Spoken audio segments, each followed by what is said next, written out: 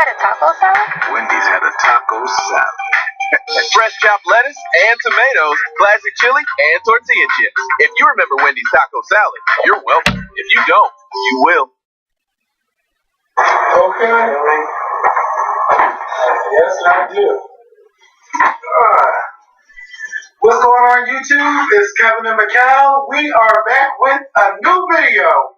I hope you guys had a great week. I know you guys missed us this week, but we didn't record on Monday. Macau had to get some overtime paper, and he didn't have a voice this week because I seen him on Monday and he came here Wednesday and he still ain't have a voice.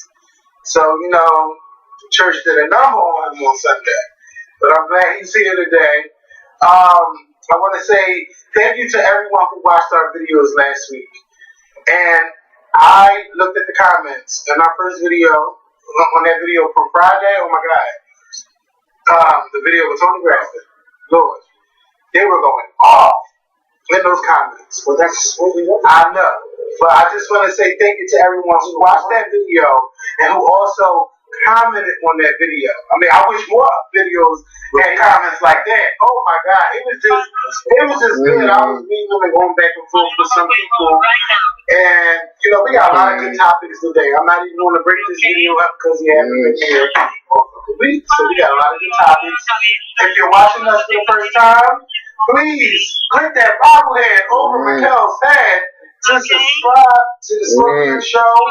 Make sure you like our video. Actually click that thumbs up button. It only take a second. If you're on your phone, if you're at your computer, even on your Xbox or PlayStation or your other mobile devices, click the like button. And share our videos to Facebook, Twitter, YouTube, Instagram, or have you choose to share our videos.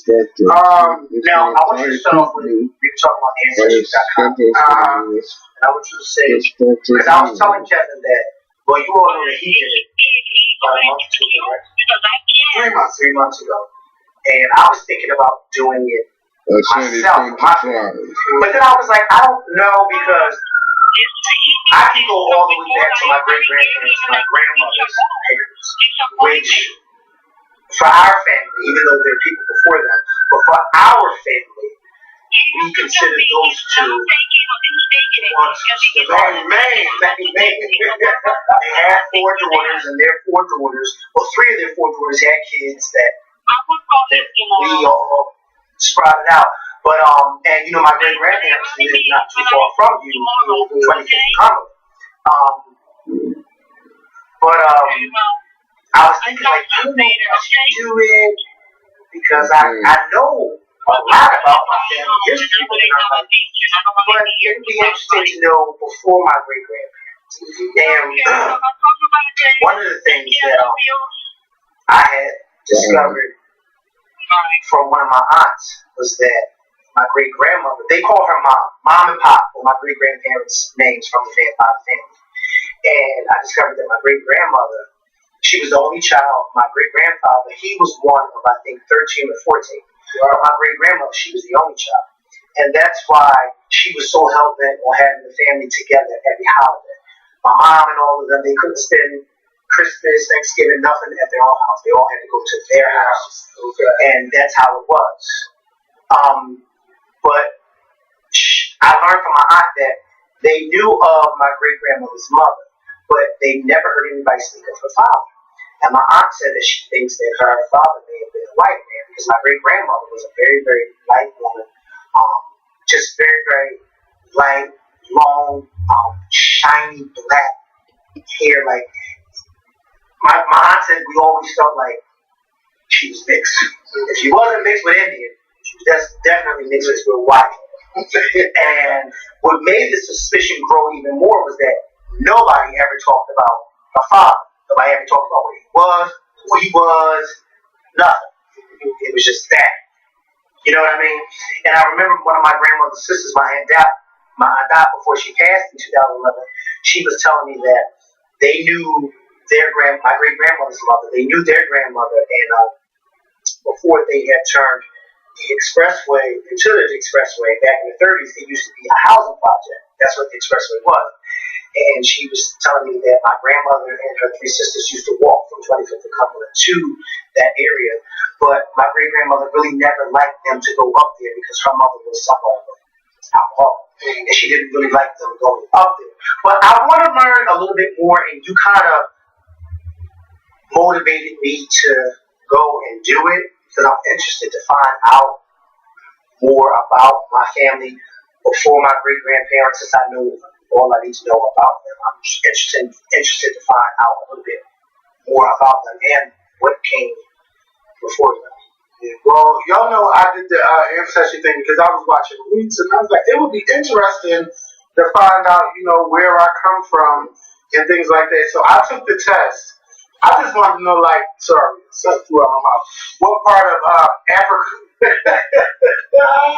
What part of Africa I come from? Because I didn't know anything, and I found out that I have Senegalese, Nigerian, Benin, Togo, Ivory Coast, Nigerian, South African. I made up a lot of African DNA, and my main DNA was, I believe it was, I can't remember. But what I was about to say is that I made up 93% African. So I don't really have European features. I'm less than 1% European, and that's from Great Britain. I'm 3% Native American, and I think I'm 1% Asian, or is it 2%? I think it's at 2%. So that's my DNA makeup. But not only that, with Ancestry.com, you can also opt in to find out who else share your DNA.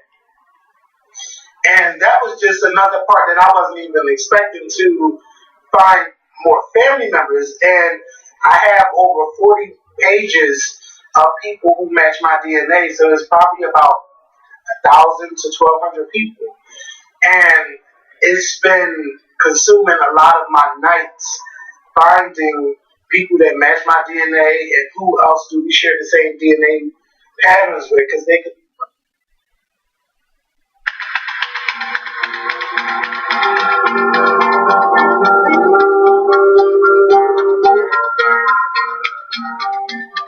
I have to play music. I have to write. I have to pick up my guitar. It's actually not something that I do consciously.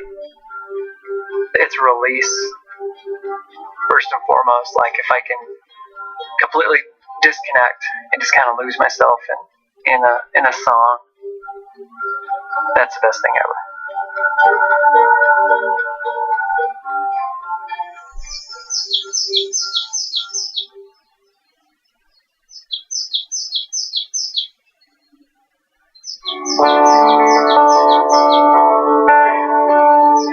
I grew up in Winifred, Montana, and I grew up ranching.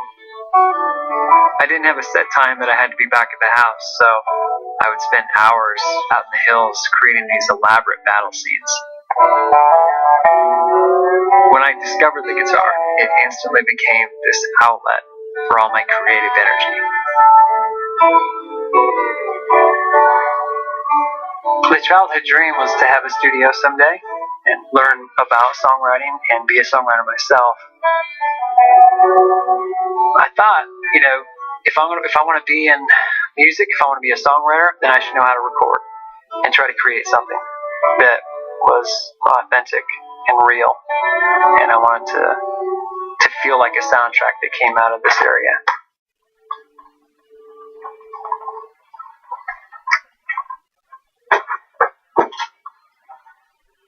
I was always kind of positioning myself to be in a situation where I could have stability but still do music, because I wanted to have a family. I spent 3 years in the oil refineries, saving every dime, and I purchased all this equipment. I fell in pretty quickly with this folk songwriter. We used my gear to record his album in his cabin. When I was able to move into a commercial space, I started bringing in songwriters to play live and put on these little house concerts. One day, Doc Wiley, my partner in the program, said, "Why don't we record this?" It naturally evolved into what is now Live from the Divide. Live from the Divide is a public radio program that is a celebration of the American songwriter. people are coming to listen and to connect and to get to know this artist, this songwriter. It's a way to honor these individuals that spend their entire life perfecting a craft. I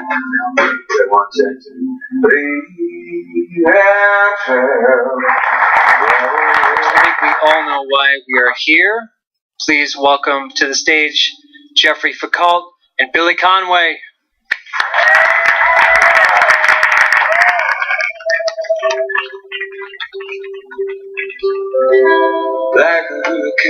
Songwriting is a craft, so every day you just, you try to get better at it.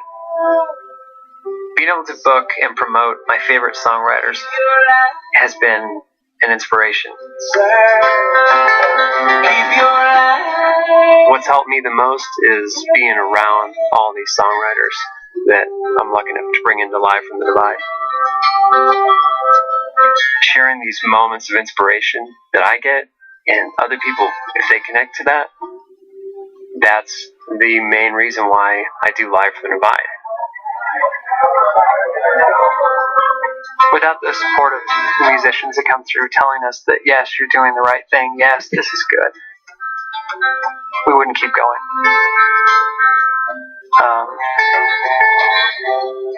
There's been many occasions where,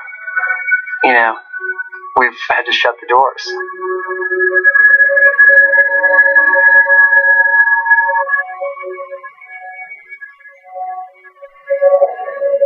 About a couple of years into the program, I hit a ceiling where the passion, was a bit overcome by the pressure. I went and worked on a ranch, taking care of a couple of 100 head of yearlings. On another occasion, I was breaking horses and just doing normal ranch chores. I was losing perspective. When I had the dream to do all this, or where all the passion comes from, it was usually when I was on the back of a horse. But when you do it for long enough and for little to no pay, you start to kind of look at more of the negative than the positive. The thing that we always come back to is we can't lose all the momentum, all the hard work we have done and are doing to promote these songwriters. I know that if I wasn't doing what I'm most passionate about, I wouldn't be leading an example for my children.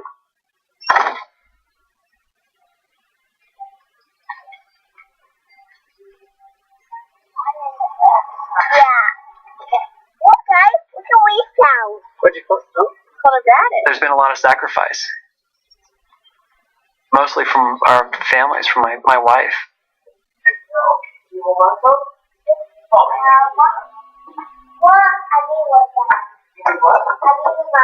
There's a bigger vision for everything that we're trying to do, and I'm just very thankful that she shares in that vision. And all those years of working for free, she understood.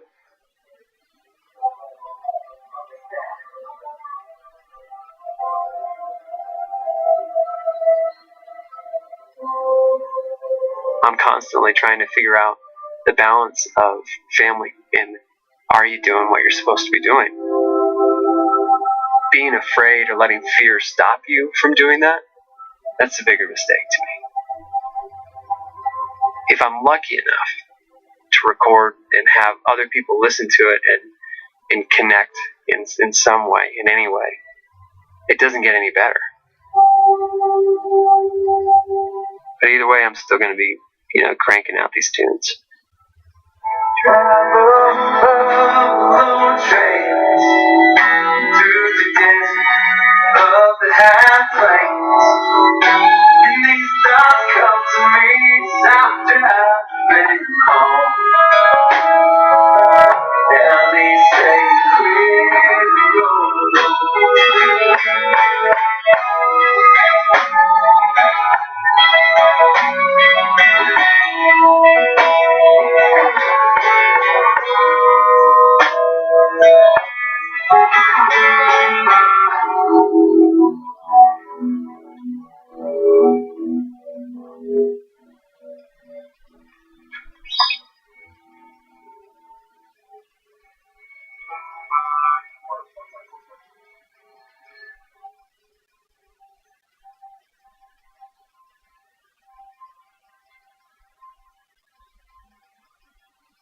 your maternal side or your paternal side.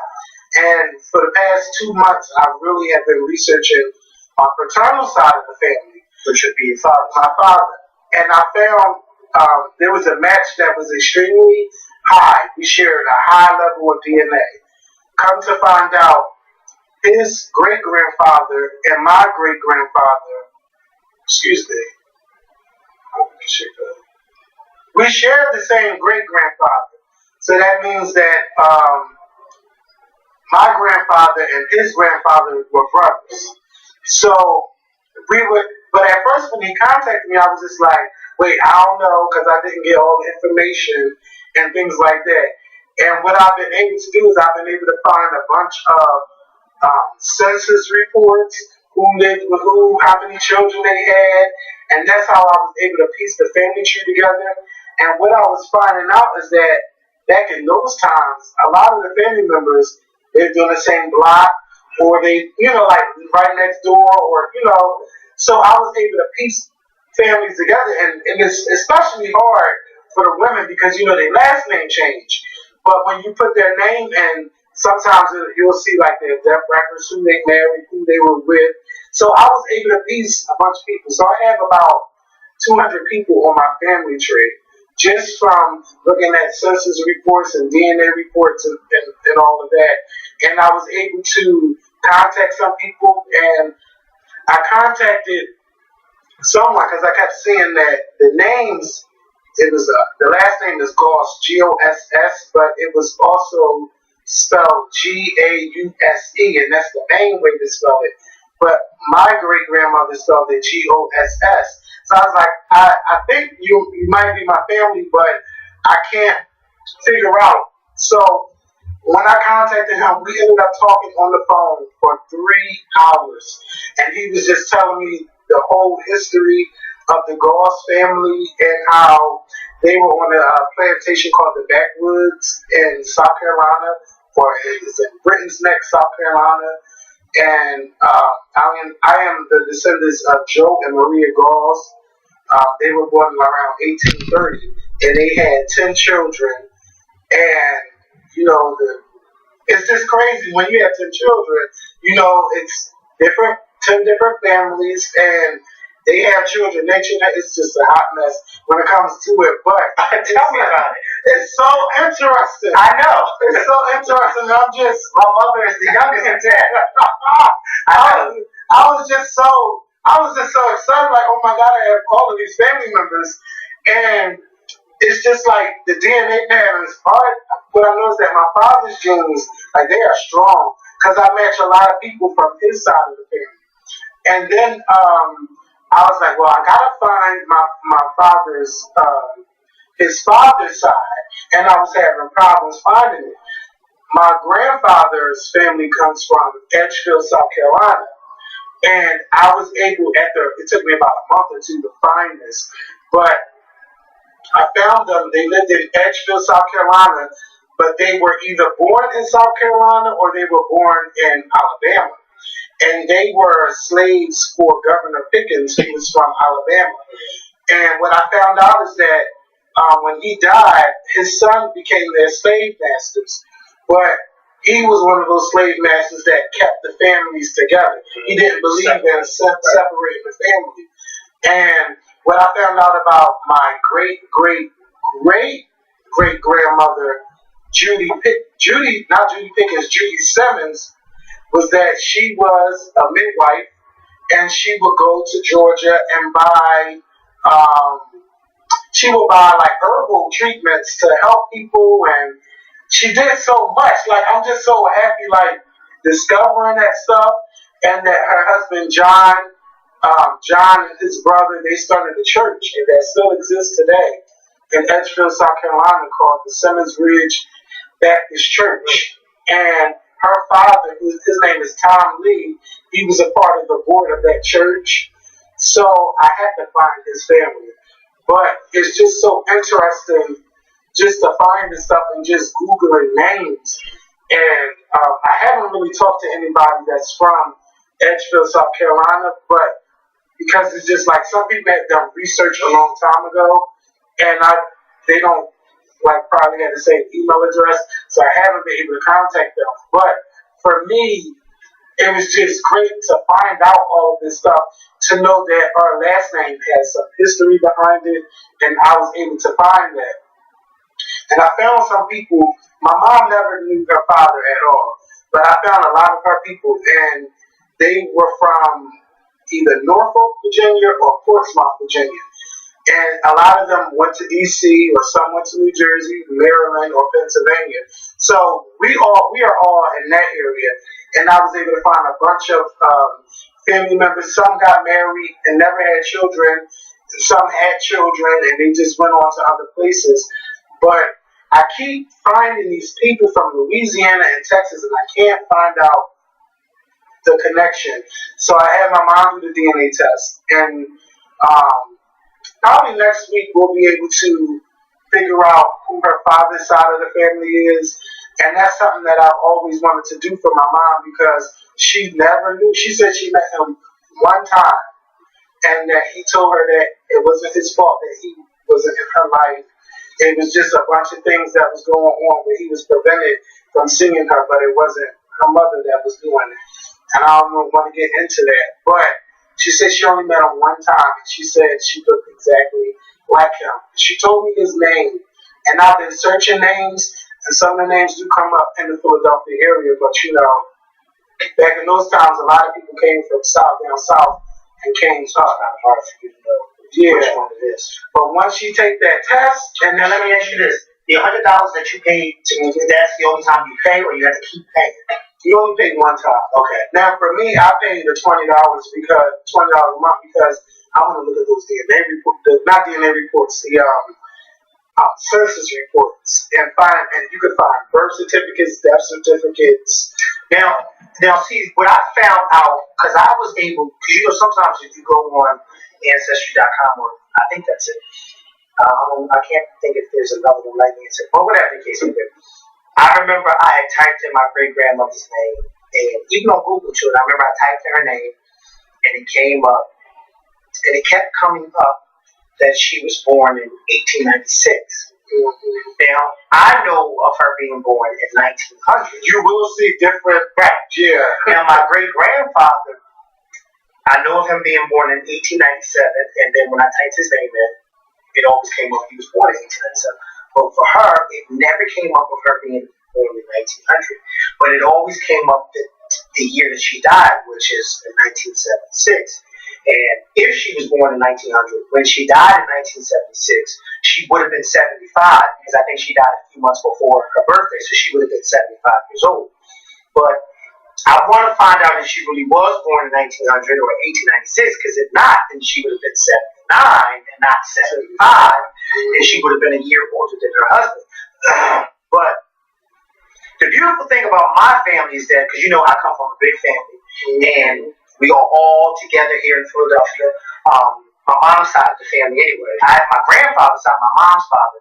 A lot of them are in Jersey, but we're still all connected with each other. We have family events. They all come from Jersey, or we all go to Jersey. And they come. Also, yeah. Because I've been to one. Yes. And they come. Yes. And we girls there doing that real work. Yes. We're really big, close-knit family, you know. And my cousin Ciera always says, she's my mom's first cousin, she always says, you know, some families envy us because we're so big, but we're all so close together that she said to me recently, she said, you ever notice that when we have family events, there'd be so many friends and stuff there, and they always stick around. It's like, yeah, because they see how much fun our family has. But in any event, I learned so much from my grandmother's last surviving sister before she passed about my, you know, family, the older members. And now my mom's sisters and her older cousins, because now, you know, they're in their 70s now, so they're the older generation of my family now. So I learned so much about them. Like my great-grandparents, I think I told you, were a member of William Temple in 25th and Montgomery. No, Cecil B. Oh yeah, Cecil B. And it's just interesting because you learn different things. And one of my aunts and then one of my cousins was telling me, they was like I said, they called my great-grandma mom, and they said, you know, mom's funeral was by far one of the, mom and pops, but they said mom, when my great-grandmother died, they said her funeral was probably one of the biggest funerals that church saw. And my cousin told me yesterday, she said, when Mom died, she died on a Saturday night, and she died in the room. And she said that one of their neighbors just happened to be sitting out on the porch, because it was like an early Saturday evening when she died. And she said that the neighbor told her that she was sitting on the porch and she had no idea that anything was going on in the house. She said how she realized that something was going on. She said that cars were shooting up 25th Street in all directions, getting out and going, because that, our family's so big, and my great grandmother was a matriarch, and she was well loved. And she said the lady told me that there were so many cars pulling up that she knew something bad had happened in the house, because it was just way too many people going in that house at one time. And she later found out when they brought her body up that my great grandmother had died in there. She died in her room while my great grandfather was in there watching TV. And when he went to get in the bed, he noticed that something was wrong because she wasn't waking her up. But in any event, enough about that. I think I'm gonna try it. And make sure you use my code. Oh, you have a code? Okay. I have a code, which saves you $10 off, but basically pays for the shipping and handling. Okay. And then I can go $10. And I want to say thank you to everybody who used my code, because I made like $1,000. Oh, wow. Yes. I know that's right. Yes. So they give you like an Amazon gift card. So I was able to buy a bunch of stuff on Amazon. Oh, $9,000 in cash, just a gift card. Yeah, but it's a gift card, but shit, that come in handy. Well, it does. You see that belt right there? I saw Ancestry. I would grab that cash though, but yeah, I didn't. Okay. But I get it. But I made like $1,000, so you can use my code, and then once you take the test, you put up a YouTube video. What I noticed is that people be looking on YouTube for ancestry reports and see how people like it, and it's great. And not only that, which I left out before we move on here. Once you get your DNA file right, some people use other websites like 23andMe, My Family Tree, and some other websites to get their DNA test done. There's this website called JabMatch. And what JabMatch does is break down your DNA, and it matches you with other people who have took DNA tests from different websites, and then you're able to find more people. And what you can do is, once you realize that you do have a match, like it'll tell you what generation, an estimated generation that person is from, and then you have the choice whether you want to contact them or not, or you can look at a list of all the people that matches their DNA.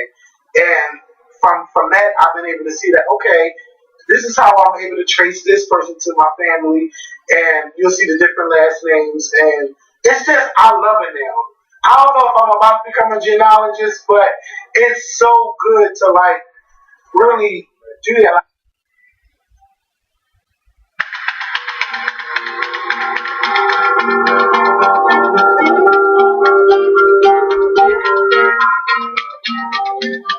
I have to play music. I have to write. I have to pick up my guitar. It's actually not something that I do consciously.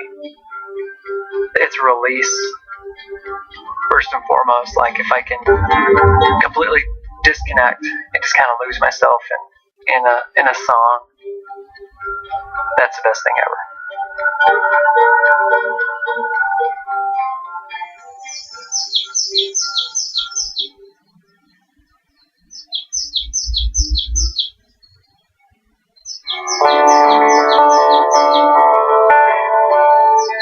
I grew up in Winifred, Montana, and I grew up ranching.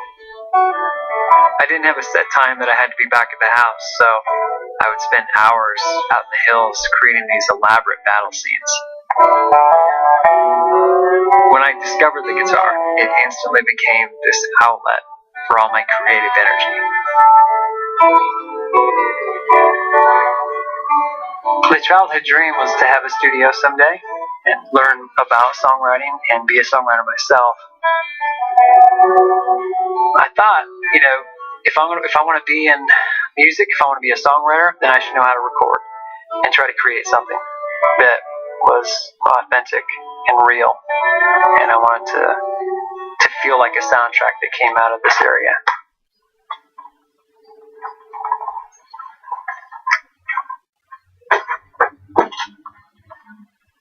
I was always kind of like positioning myself to be in a situation where I could have stability but still do music. because I wanted to have a family. I spent 3 years in the oil refineries, saving every dime, and I purchased all this equipment. I fell in pretty quickly with this folk songwriter. We used my gear to record his album in his cabin. When I was able to move into a commercial space, I started bringing in songwriters to play live and put on these little house concerts. One day, Doc Wiley, my partner in the program, said, "Why don't we record this?" It naturally evolved into what is now Live from the Divide. Live from the Divide is a public radio program that is a celebration of the American songwriter. People are coming to listen and to connect and to get to know this artist, this songwriter. It's a way to honor these individuals that spend their entire life perfecting a craft. I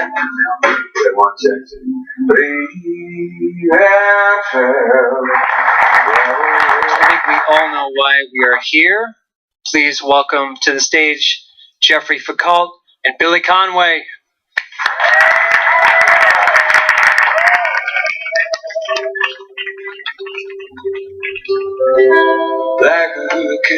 Songwriting is a craft, so every day you try to get better at it. Being able to book and promote my favorite songwriters has been an inspiration. What's helped me the most is being around all these songwriters that I'm lucky enough to bring into Live from the Divide. Sharing these moments of inspiration that I get, and other people, if they connect to that, that's the main reason why I do Live from the Divide. Without the support of musicians that come through telling us that, yes, you're doing the right thing, yes, this is good, we wouldn't keep going.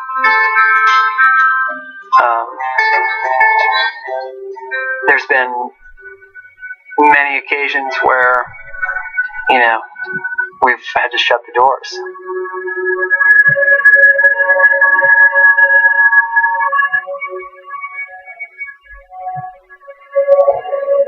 About a couple of years into the program, I hit a ceiling where the passion, was a bit overcome by the pressure.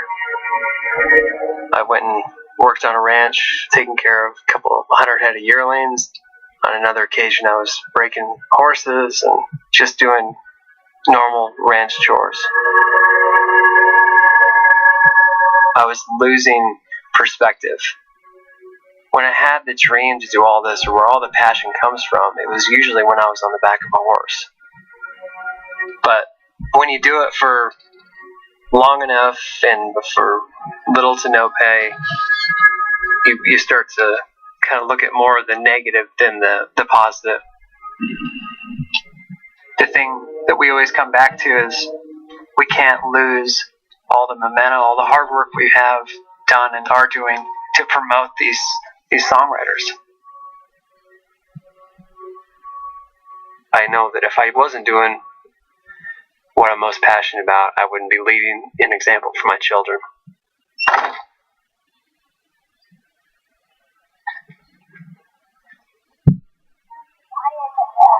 Yeah. Okay, what can we sound? What'd you put? There's been a lot of sacrifice. Mostly from our families, from my wife.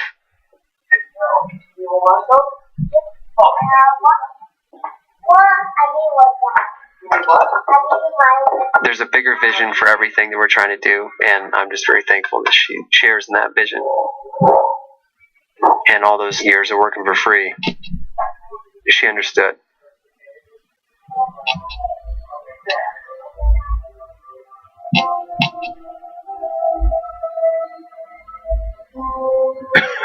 I'm constantly trying to figure out the balance of family and are you doing what you're supposed to be doing? Being afraid or letting fear stop you from doing that, that's a bigger mistake to me. If I'm lucky enough to record and have other people listen to it and connect in some way, in any way, it doesn't get any better. But either way, I'm still going to be, cranking out these tunes. Travel alone trains through the desert of the half plains. And these thoughts come to me after I've been home. Now they say clear the road.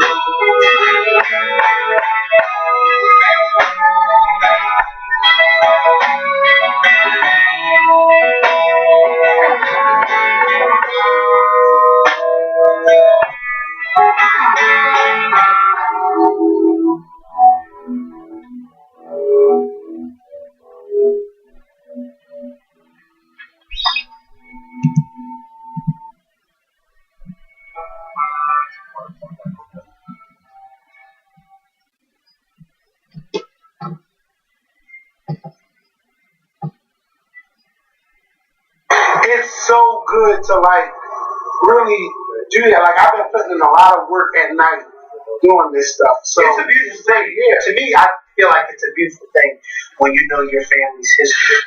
Because, like I said before she died, I didn't realize at the time, I didn't realize it until after my aunt died, that the conversations that she and I would have in her house for 2 or 3 hours in her living room, just the two of us, I didn't realize that this woman was schooling me and teaching me about my family history. I just simply thought we were sitting there having conversations about her mother and father, my grandmother, her other sisters. I didn't realize that after she died that I would be able to go in her house and pull out these photo albums and know exactly who this person was because of the conversations I would have with her downstairs in her living room. You know what I mean? Like, I never knew, and I remember I used to tell some of my cousins, and we all love my aunt, but a lot of them were like, you go around there and sit and talk to her, she's old and stuff. I'm like, well, yeah, but old people have the best conversations. Okay? And I love it when they curse. And let me tell you something.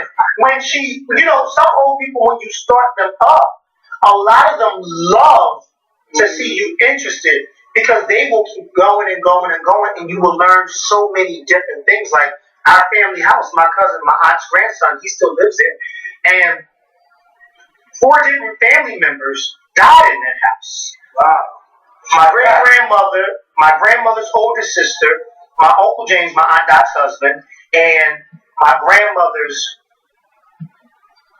great-grandmother, which would have been my great-grandmother's great-great-grandmother. No, it would have been my great-grandmother's grandmother and my grandmother's great-grandmother.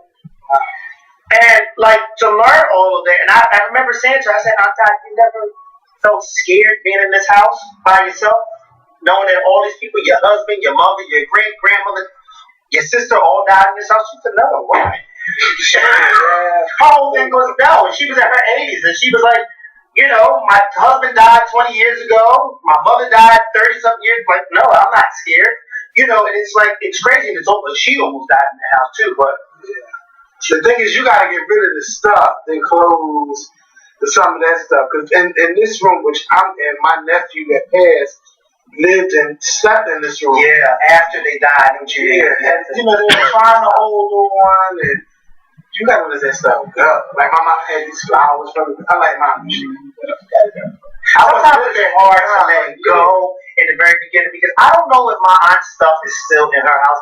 I remember talking to my cousin and him telling me that a lot of her clothes he was going to take to a thrift, and just give it away to whatever the case may be because it's I don't need these clothes. These are all old women's clothes. I don't know what the hell am I doing. But I just remember that my aunt when she was living, the house inside, it was a comfortable house, but it was an old-fashioned house because a lot of the furniture, when I look at some of the old pictures, was there when my great-grandparents were living. So it was this family got some strong. Yes. And it's you never got rid of this stuff. You never wanted to redo this house after your parents died.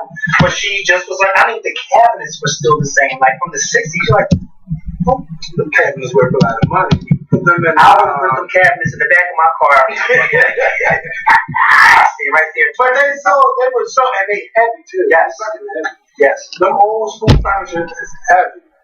But look, y'all, we're gonna move on because we got a lot of shit to talk about. We spent about 15 minutes on that. Yeah, but if you need help and if you like took an ancestry test, hopefully this will inspire somebody. To take the test, and I can help you because I learned a lot. Ancestry thing. So you can contact me like on Facebook, and I can help you. If you want to like link me to your tree, not link me to your tree, but like and grant me, because some people be having private family trees.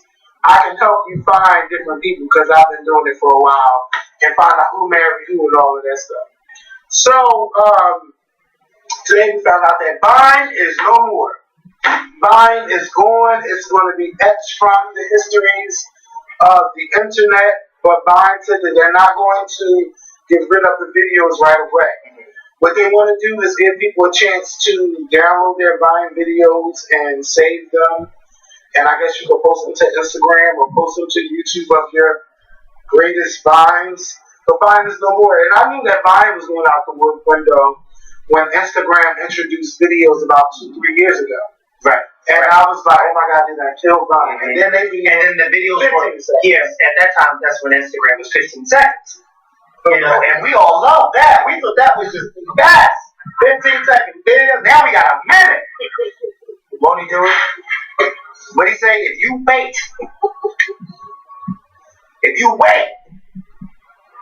he will show up. Yes. It was just crazy that I knew that Vine was going out the window. I put an Instagram video out like 3 years ago, like, oh my God, Instagram just killed Vine. Yeah. Vine had a slow, painful death because it stayed around. And then came Snapchat. Yes. I don't like Snapchat. I'm not, listen. Now, I use Snapchat. I use mine. But if people who follow me notice I only snap when I'm at work with me and my coworker. Other than that, I don't really. Now, I used to get a lot of cool Snap videos, and I still do get people send me Snap stuff or whatever the case may be. But I'm not I never was a fan when Snapchat came out. I'm still not really a big fan of it now. That's why I don't really snap that much. And y'all gotta forgive me, because oftentimes I feel like right now I have to keep taking my breath because I'm still getting my voice back, and it does hurt to talk. But Snapchat, like I feel like I have to catch my breath. But Snapchat, I don't really like it too much because this is what I don't like. Because I hated the fact that Instagram came out with their own Snapchat. But to me, I feel like I like Instagram and Snapchat better, even though I've never used my own Instagram Snap. And the reason why I like it better is because I hate when I'm going through somebody's Snapchat, their real Snapchat, and you come across something, and then it goes by, and you're like, oh no. And then you gotta go all the way down and go through. But whereas though on InstaSnap, you can go past the video and then go back to that video without having to do, like, I like that, and Snapchat needs to kind of get it to be Snapchat is not going to be here anymore. Because you know why? Some people like to go to one source for all of their stuff. Like, you notice that nobody has never overtopped YouTube. Thank God, not yet. Because I want these checks to keep going. And, not the building, I'm going to 8 years. And, Facebook killed MySpace because Facebook first it was just like you have to be in a college. Then they realized that no bitch we going like a lot of people signing up. We killed MySpace because MySpace literally became all about the music and everybody had to check my music out, check my music out. So Facebook was like you can post your stories and this is how you post pictures people that you haven't seen. Exactly. Then I fell in love with this. I said, okay, Twitter is a base to share your thoughts. Nobody's never going to overtop Twitter. Right? You share your thoughts. People can respond. You can retweet. You can go say shit out loud. Twitter is not going anywhere because Donald Trump goes to Twitter and people run to his tweets to see what he says. Twitter ain't going nowhere. I love it. So my main thing is Twitter, YouTube, Instagram, and Facebook. That's it. I don't do LinkedIn. I don't do all the other social media shit. Those are my top 4. Like Instagram just does it for me. Twitter, Facebook, YouTube. They have everything that I need. I understand these other companies want to do things, but these are the main 4 things that we need, and they work. Vine was cute. Vine made a lot of people stars. And they made a lot of people money by making club appearances, but you don't really see them no more. And something that I challenge these Vine stars and Instagram stars to do is go to YouTube. That's where the money lies.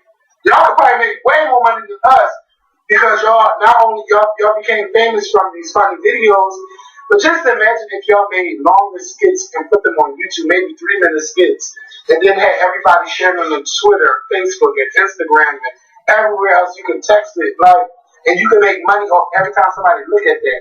Because some Vines had about 6 million views, 7 million, but nobody was getting paid off of that. Not unless somebody sponsored a video clip. So, I don't know. YouTube has always been for me, for my videos, but I like Instagram too. Because sometimes I like to share intimate moments. But what I love about the Snapchat thing is that Snapchat is more, how can I say this? It's not like it's planned, you just get shit at the spur of the moment. And that's what I love about it, then it disappears after 24 hours. But I'd rather keep some of my videos. But I don't really, I thought you can save them. Yeah, oh yeah, you can save them, but I don't really use the Snap story. I'm at home all the time, I got shit to talk about like that. I don't use the filters at all, the dog filters and all that shit. It was cute for a while. I've never used it. The only time you see me with it is when my coworkers put me on her Snapchat. But our Instagram don't do that. Just keep it simple, right? Some people just want to share stuff so they don't have to have it on their Instagram. Because I have over 10,000 things on Instagram. And it's hard to sometimes find that. So I don't need everything to go stay there. They should have a feature like you could delete after 30 days if you wanted to. So Ciera is pregnant with her second child, and she's married to Russell Williams. There was a video out where she's sang somewhere. Her vocals wasn't up to par. And she's singing Michael Jackson records. And I'm going to leave it alone after that. But you could tell by the video that she was pregnant. And she was wearing baggy clothes. And you know when you're pregnant, your voice on, it sound right unless you're certain artists. But, you know, I didn't care about that. But, you know, I was just waiting to find out if she really is pregnant because so many people are saying it and I'm just waiting for her to confirm it. So Ciera on her 31st birthday, happy belated birthday, she confirmed that she's pregnant. And I'm just so happy for her and Russell Williams. And I think that Russell Wilson. Russell Wilson is the best thing that to ever happen to her, and she's probably the best thing to ever happen to him. And like I remember when we were talking about probably like a year ago, when he was saying that God put her in his life, and he was supposed to change her life.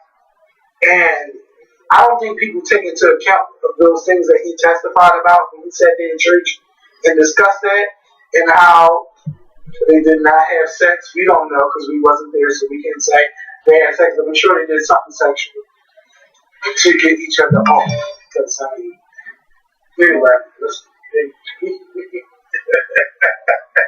both very attractive. Yeah. So can you imagine all of that? I'm mad at them. I mean, they're married now, happy, so I'm happy. But through all of that, like Ciera has had troubles with Future, and you never heard Russell Williams say not one thing. Wilson. But when I keep saying Williams, that's that drink saying Williams. Shout out to Michelle Williams. Wilson. Just say Russell. Russ Parr. Russell Williams. What? You still saying Williams? Just say Russell. Russell ain't never say nothing. He ain't never say you better leave my girl alone. There's gonna be problems. You know, he got a couple dollars. He can hire some people and different goons in different cities. He didn't do none of that stuff. He let Future fuck himself up, and Ciera got lawyers, and she was like, we're going to court. Like, she's been through a lot, and their love has proved the test so far. Because he could have been like, you know what? I don't even want to deal with this. You got a child with this man. He's threatening my life. He's doing this. He's doing that. Allegedly threatening his life. You know, but they have survived a lot of shit in these past year and a half or 2 years. And now that she's pregnant, oh, Ciera is a hoe. Who said that? Oh, it's on Twitter. I seen it. Why? Though? She is a hoe. She only got pregnant to get back at Future. You know what? There are a lot of hating women out there.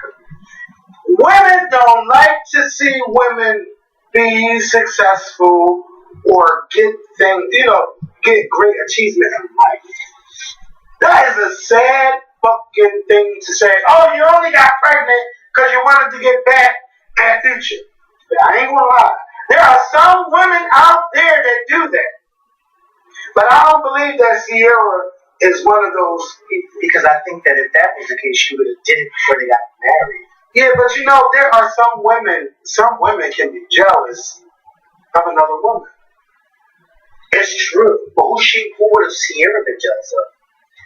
She's not. But what I'm saying is this: women jealous of her. Like some women, let's say a woman meets a man who has children, right? Or she might have a son.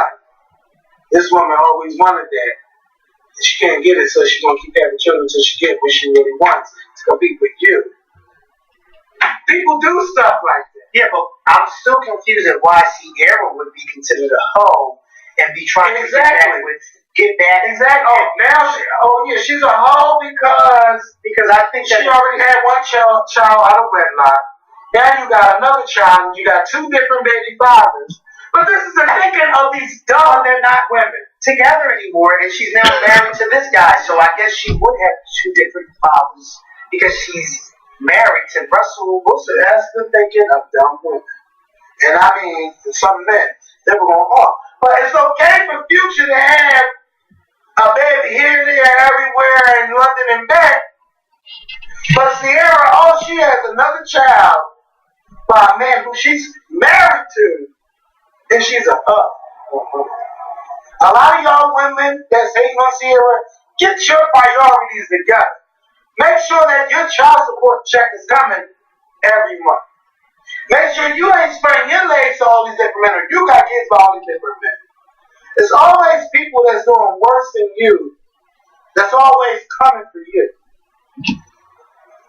And I can attest to that. Because it's been a year of that shit. But anyway, I was watching the sermon today on YouTube by the late Bishop David Ellis. You know Bishop David Ellis of Greater Grace Temple out there in Detroit. He just when I watch his stuff, he just kind of reminds me of an older version of my pastor. He just awesome. And I was watching this sermon today that he did, and it kind of talked about what you're saying right now. It's on YouTube, and if you type in Bishop David Ellis, Chosen, that was the name of the sermon, Chosen. It's like 9 minutes long, and I just sat at work and I watched it. And it was just a good sermon, but towards the end, it's just like, it just really goes in. I'm just like, I'm at work watching it, I'm like, feeling the hair stand up, and I'm like, man, that'll use you, Bishop, that'll use you. Like, I mean, it's true. A lot of people, but those people, Ciera, you are at the very place, at the very moment that God put you in. Like, this is where you're supposed to be. Russell Wilson is who you are supposed to be at this very moment. For those folks out there, because I haven't seen it, but for those folks out there that are saying that, she's trying to get back in the future, and having another baby with her now husband, which makes no sense at all to me why people would even say that. Ciera, pay those people no mind. Russell, pay those people no mind, okay? God placed y'all together for a reason. This was appointed by God and nobody else. So the rest of those people, like Bishop said in that video, the rest of those haters, you just keep walking right on past them, like you don't even see them or hear them. Because that's truly what it's all about, just walking past all of that. Because I refuse to let something that God set in my life be blocked by somebody over there. Not only that, somebody over there that I don't even know. And you know what they don't even realize? They block their own blessings by being so hateful.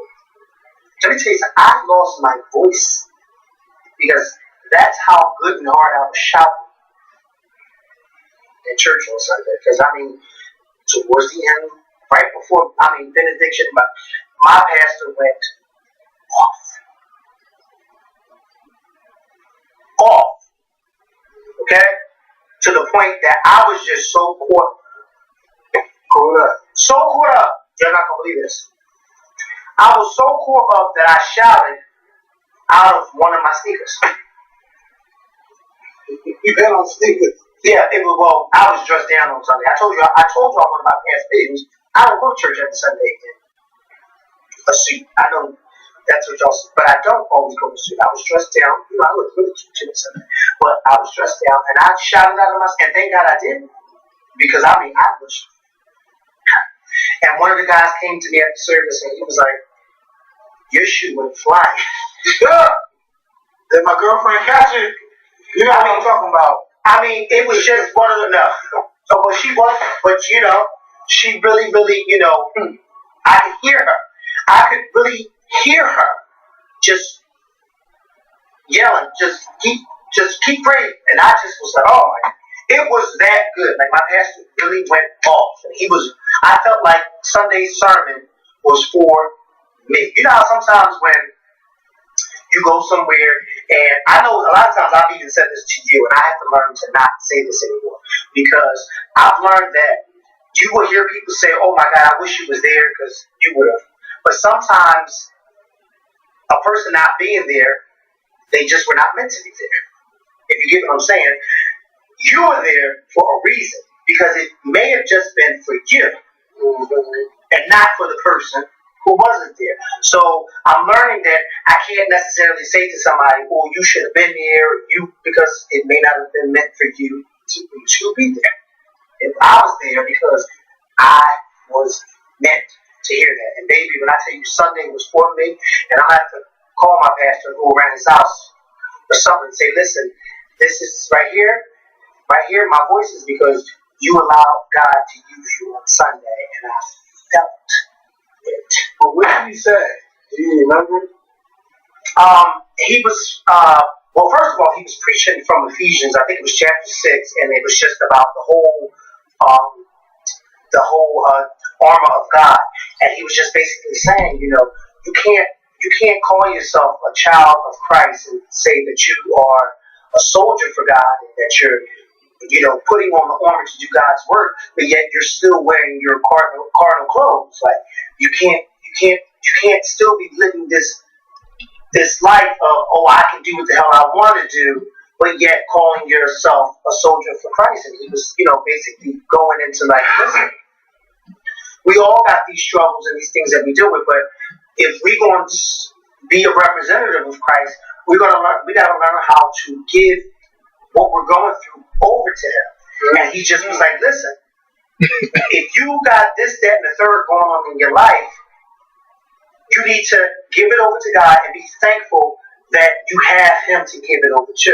And then he said, for those of you out there that may have paychecks and the paychecks may not be anything, or you may not have much on your paycheck or this, that, and the third, he said, thank God for that paycheck that you have, because you got people out here struggling to find $1. And I mean, it just went,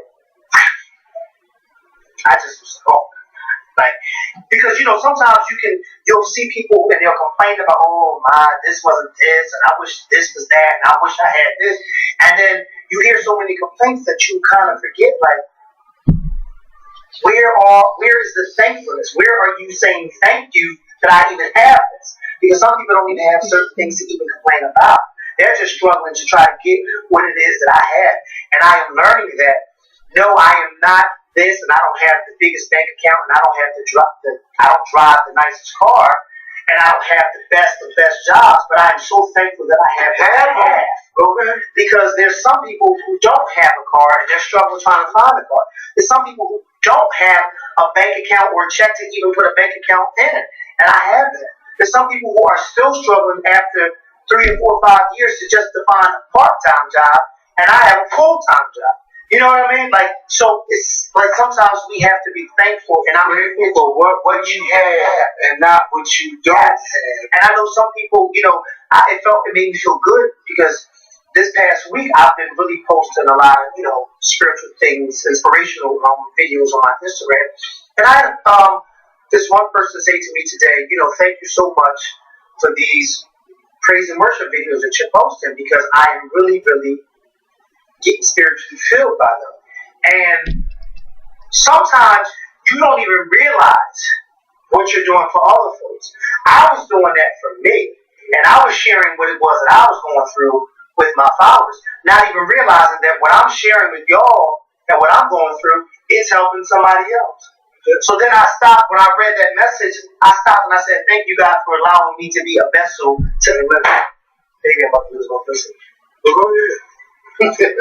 And you've seen me go off. Not go off. Yeah, but it's always good to go off. It's always good to go off. Always. Miss Betty Jean at church, she came up to me and she said, sometimes you just gotta let it out. I said, yes. Yes, I've been holding on. You know what she said to me? She said, I haven't gotten to where you've gotten at, where you're able to release like that. She said, but I know that the day that it happens is going to be a wonderful thing. And I said, let me tell you something. I thank God every day that He allows me to be able to praise Him and praise Him in a way that I am not ashamed or I don't care who's around or who's watching, because I already know where my help comes from. And if I worried about what other people around me or sit next to me was thinking while I was praising Him, then my praise would never be authentic and it would never get to Him because I'm too busy worrying about what other people are doing. So I just thank God that He allows me to do that, and I am so not ashamed to do it. You know what I mean? You're taught as a Christian, you don't hide and hold back the goodness of what God has done for you. You express it and you let the world know the Savior that you work for, you worship, you praise. Because what point is it to have all these lessons and you're not expressing it and letting people know, look, this is what He's done for me. I don't have much, but I'm thankful and I'm grateful for it. So yeah, I don't know what we were talking about, but yeah, we were talking about Ciera and her pregnancy. Right, there you go, Ciera. That's what we were talking about. Yeah. Let's see, God has blessed her with a lot of things. That's right. And y'all ain't never heard me go off like that about Ciera. I just have to do it. Yeah. But it can always go back to something personal in your own life and the things that you deal with.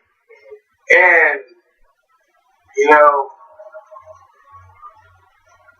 it's some people that can really be envious of you.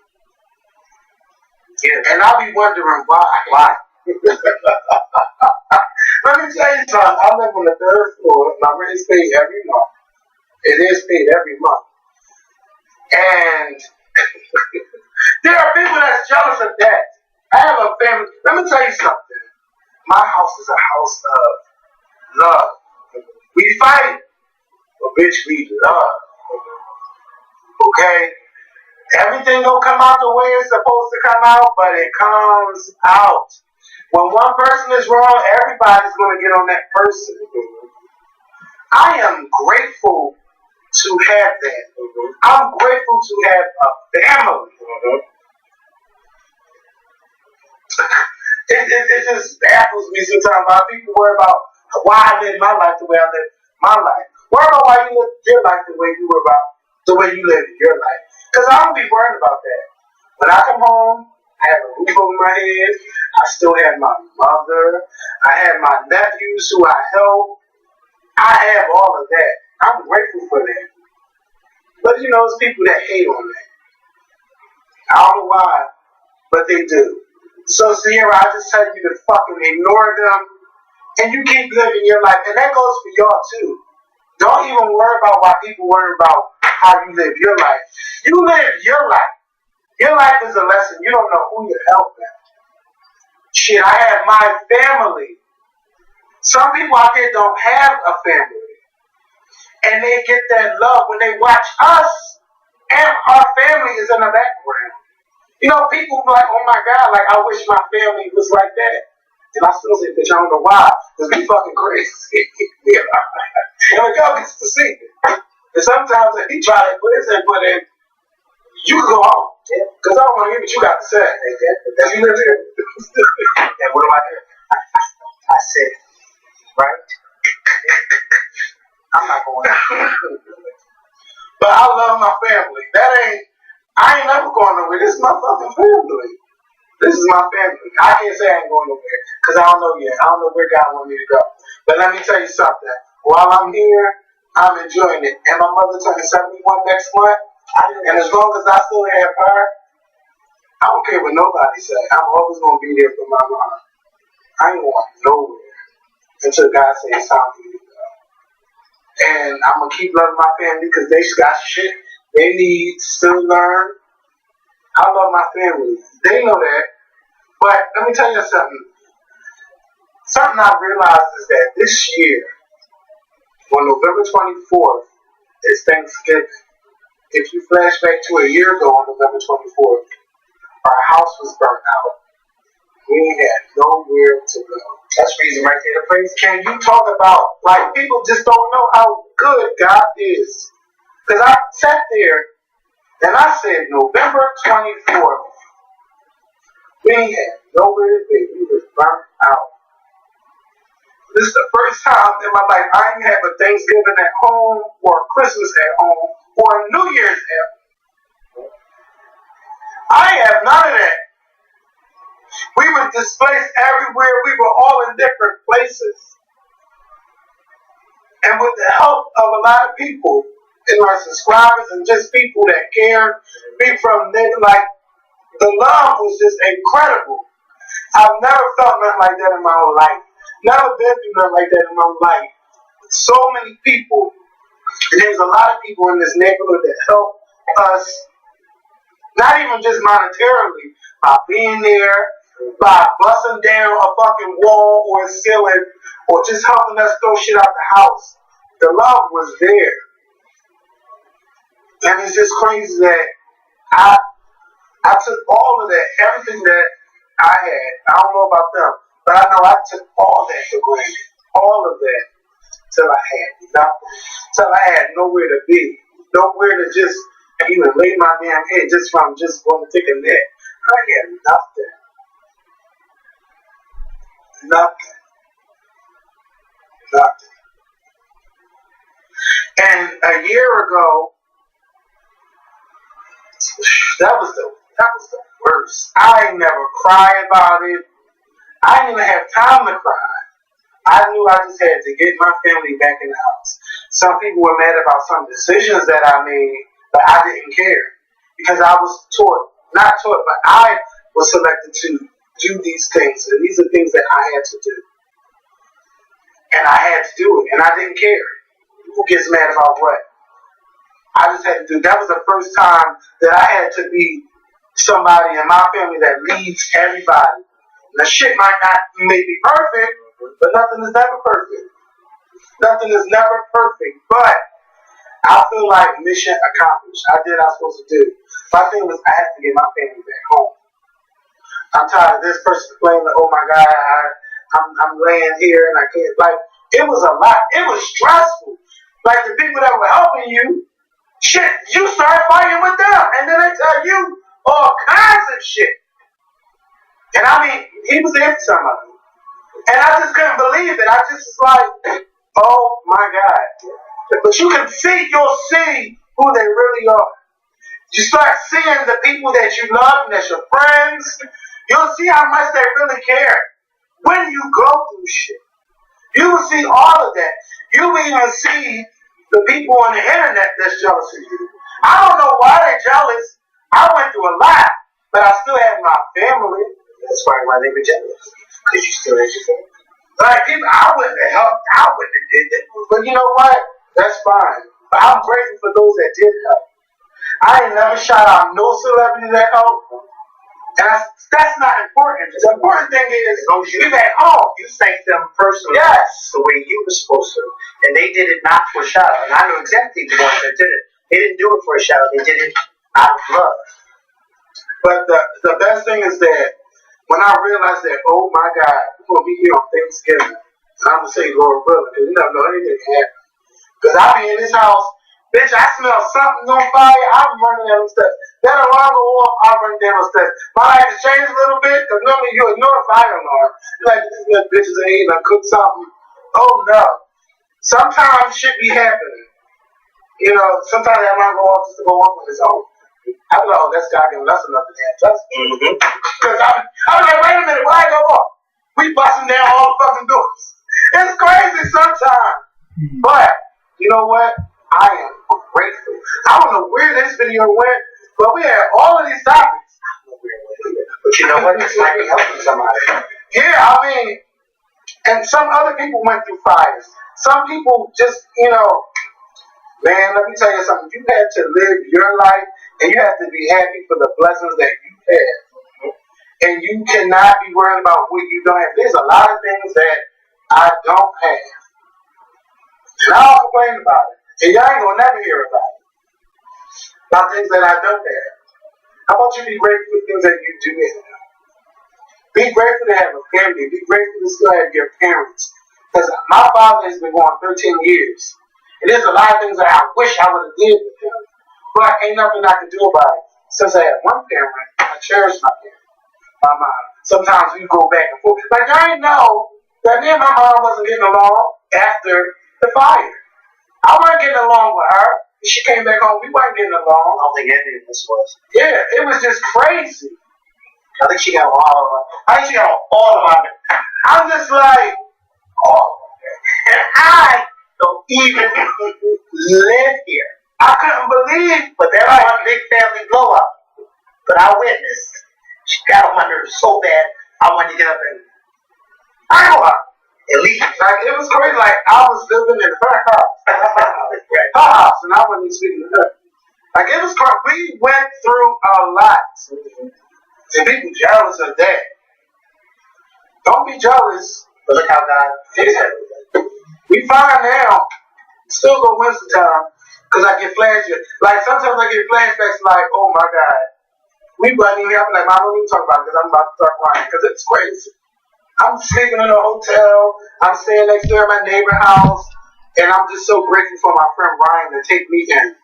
And even though I was only there for a month, I was grateful. Because I didn't know where I was going to be. I was like, for the first time in my life, I'm homeless. I don't have nowhere to go. Now, I can stay in this house. This house was cold as fuck. It smelled like fire. It was a mess. We found somebody to help us. And we back in here. We are back in here. It's almost a year. I'm just grateful for everyone who helped.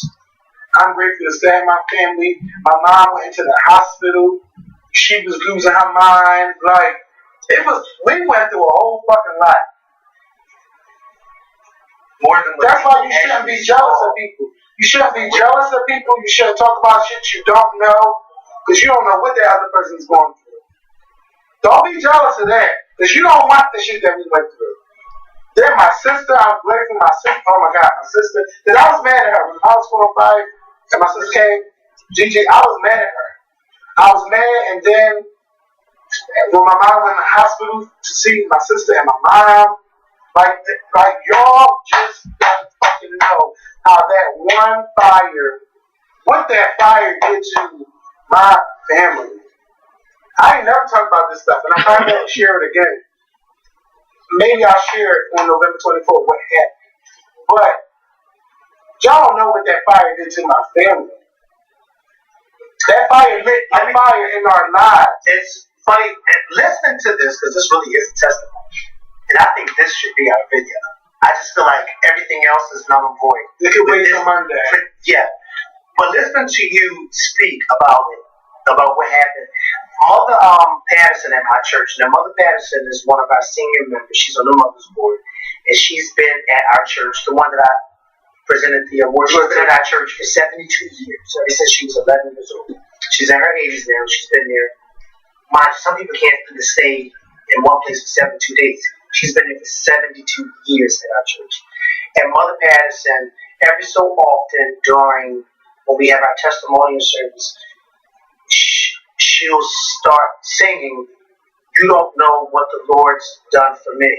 And it goes, "You don't know what the Lord's done for me."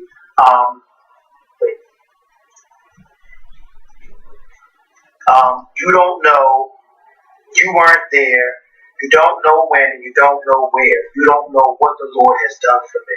And listen to that made me think of, hear her voice, because it's so true.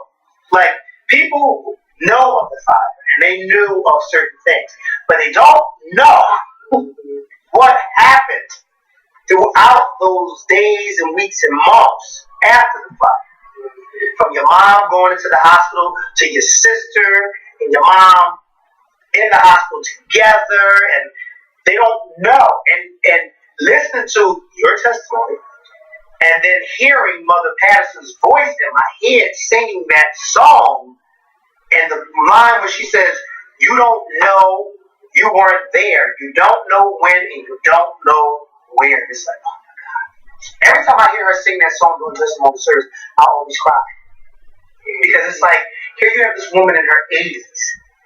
She's a living testimony within itself. And like some churches don't have that. And I'm so blessed to have some of the members in my church. Like this woman is 82 years old. She's been at our church, like I said, for 70-something years. And whenever she gets up to sing that song, or sometimes she sits there with the other mother, and it's so crazy because once we hand her the mic and she starts singing, the whole church just breaks out and song with her, because it's like you can really feel the testimony, the stuff that she went through when her husband, Father Patterson, was sick, and she stopped coming to church because she took her vow seriously. If he ain't coming, I ain't coming. I'm be there with him every single day, and she was with him every single day up until he died. And to think about their son who died some years ago from a brain aneurysm, it's like you listen to people like that, and you feel.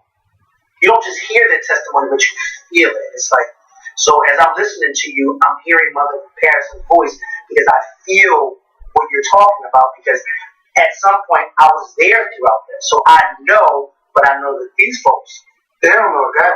They just hear you talk, but they really don't know. It's like, that's where the power of secrets came out. Sure revealed that I wasn't even ready for. That fire is so fucking much. It did a number. It did. So much. But through it all, and that's another song. Through it all.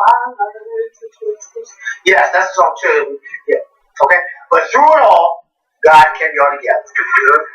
Yes, He did. And I can't wait for Thanksgiving. But something that I do wish that I had back is that I wish I had the power to exercise again, because I just stopped caring about that stuff. I don't care about that. I'd be like, bitch, I just don't want another fire to happen. Like, I don't care. Like, I care about other people more than I care about myself. And I've always been that way. But I'm going to get back to exercise. I'll be like, yeah, I'm going to start exercising. I wish I would be jumping up. Like, I don't care about that stuff. I do wish that, I could get some weight down, gain 20 pounds. And I've been able to keep it on and not go no higher than that. But I've always, I don't know why, this is like the only way I'm going to gain that weight back is if I get really stressed out. Yep. That's a good enough reason to get stressed out. Yeah. But let me tell y'all something, man. Love y'all family. Love who y'all with. If you're jealous of somebody, man, you don't know what they're going through for you to even be jealous of them. And you don't even want that, because you need to be careful, because your jealousy might make God give it to you. Give you what they have, and even worse. Right. You just never know. And you be sitting there trying to figure out where all this come from. Oh, I wish I had that. No, you don't. No, you don't. But I want to thank y'all for watching. This weekend is Halloween weekend, and y'all know I'm dressing up. I want to show y'all my costume on Saturday. I'm going to get dressed up, and I might get on camera and do a video before I go out. But my costume is here. I'm excited. But I want you, yes. Yes, but they said the pants was ripped. And I'm going to get Jeremy to sew it. I ain't had time to send it back prior to that. So I'm going to get Jeremy to sew it up. But it looks good. Like my mom, she's sitting on the toilet. Alright, Joe. Tell you. What is that? What is it? Oh, it's right there. I'll show you when the camera goes on. Oh, in that box? Yes. I don't want to say it on camera. But then she's like, go show Keith or whatever. So I show her husband. He bust out laughing. Don't do that.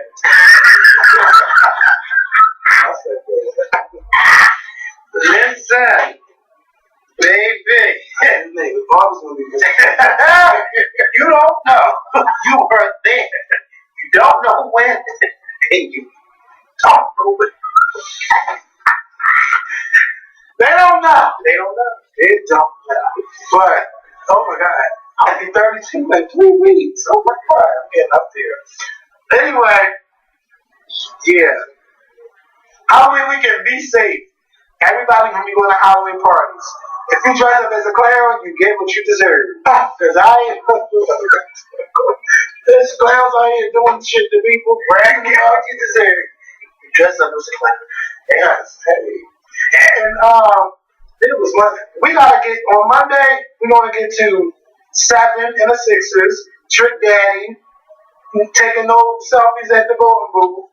Mariah Carey. How I Hate Lady Gaga's new album. Raven Simone and Tyler Perry. We were supposed to talk about all of that. But look how God stirred that shit. You thought you wanted to have one plan. But think you had one plan. Oh yeah, you had another. And all those topics will be discussed on Tuesday. Because we on Halloween, we're giving out what is Halloween? Monday. On Monday, we're going to be giving out the school supplies, and we're going to have the grill out here and all of that stuff. So if you're in the area, 22nd and Burns, come on out. We're going to be having that, because we don't always just give out candy. That's when we give out the school supplies. That we ask you guys for our cooking. Yeah, and the kids be so happy to get books, pens, and pencils. Y'all don't understand. Yes, they do. They're like, wait, can I get this? Can I get this track and key? Here you go. So that's what we're going to be doing. And probably like around 4:30, 5 o'clock. I don't know. I just hope it don't get real cold. Because last Halloween, oh my God, it was freezing. I ain't got time for that. So that's what we're going to do. But y'all be safe. Have a safe week holiday. Don't dress up as a clown. Don't be a clown. And don't be jealous of people. We'll see y'all next week. Lord willing. Peace.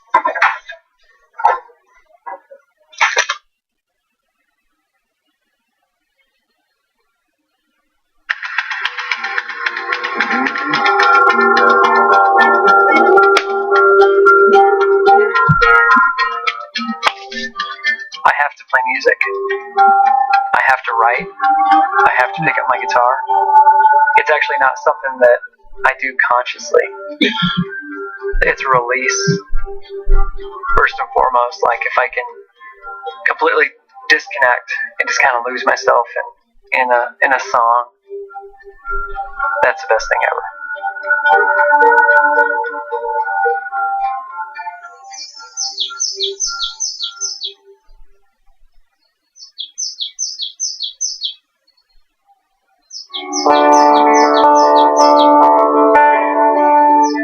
I grew up in Winifred, Montana, and I grew up ranching. I didn't have a set time that I had to be back at the house, so I would spend hours out in the hills creating these elaborate battle scenes. When I discovered the guitar, it instantly became this outlet for all my creative energy. My childhood dream was to have a studio someday and learn about songwriting and be a songwriter myself. I thought, if I want to be in music, if I want to be a songwriter, then I should know how to record and try to create something that was authentic and real. And I wanted to feel like a soundtrack that came out of this area.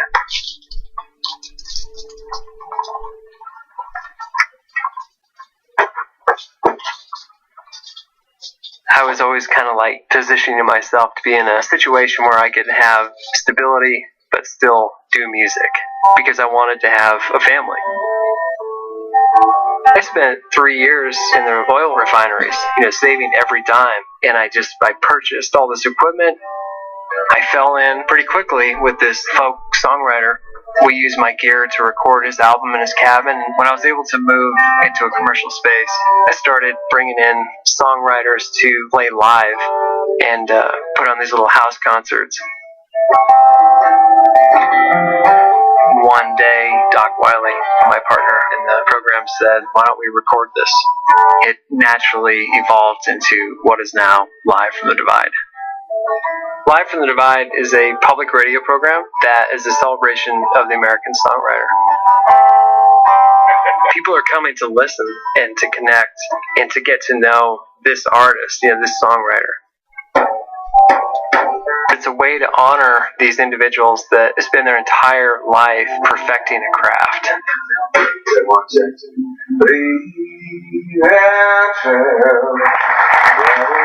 think we all know why we are here.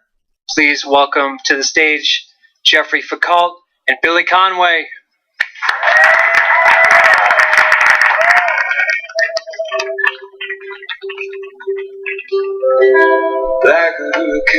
songwriting is a craft, so every day you just, you try to get better at it. Being able to book and promote my favorite songwriters has been an inspiration. What's helped me the most is being around all these songwriters that I'm lucky enough to bring into Live from the Divide. Sharing these moments of inspiration that I get, and other people, if they connect to that, that's the main reason why I do Live from the Divide. Without the support of musicians that come through telling us that, yes, you're doing the right thing, yes, this is good, we wouldn't keep going.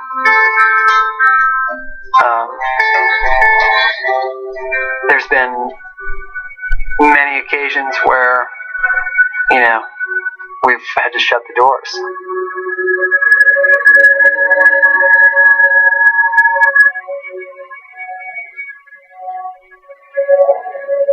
About a couple of years into the program, I hit a ceiling where the passion, was a bit overcome by the pressure. I went and worked on a ranch, taking care of a couple of 100 head of yearlings. On another occasion, I was breaking horses and just doing normal ranch chores. I was losing perspective. When I had the dream to do all this, or where all the passion comes from, it was usually when I was on the back of a horse. But when you do it for long enough and for little to no pay, you start to kind of look at more of the negative than the positive. The thing that we always come back to is we can't lose all the momentum, all the hard work we have done and are doing to promote these songwriters. I know that if I wasn't doing what I'm most passionate about, I wouldn't be leading an example for my children.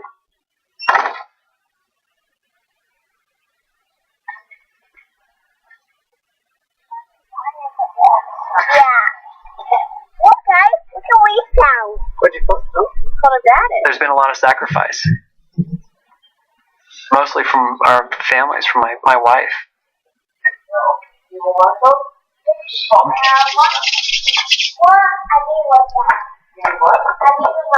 There's a bigger vision for everything that we're trying to do, and I'm just very thankful that she shares in that vision. And all those years of working for free, she understood.